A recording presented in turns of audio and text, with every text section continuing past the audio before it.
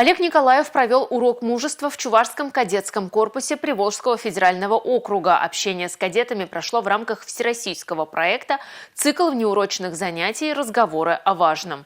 Глава региона говорил о мужестве и отваге россиян в истории и современности, о месте подвига в обычной жизни, о цене мирной жизни, которую заплатили наши предки.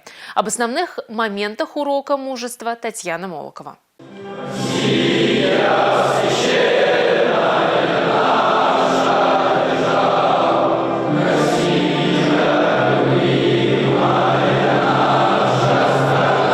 Этим ребятам не надо объяснять, что такое патриотизм. Каждый день у них начинается с выноса государственных флагов и исполнения государственных гимнов. Говорю вам огромное спасибо за ваш выбор. Выбор служения Отечеству. Выбор быть защитником Отечества.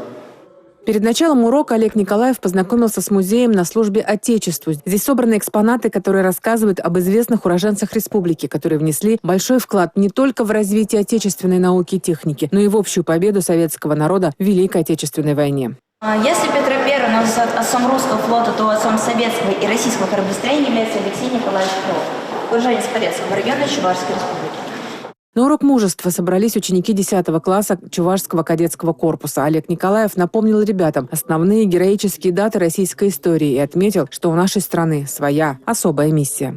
Патриотизм – это не только участие в каких-то боевых действиях по защите нашей территории, но и созидание в мирное время, созидание и творчество в различных сферах жизнедеятельности. Глава республики отметил, Россия – страна великой истории. Она играла важную роль в мировых процессах жизни других стран. В завершение Олег Николаев ответил на вопросы кадет. Татьяна Молокова, Николай Скворцов, Республика.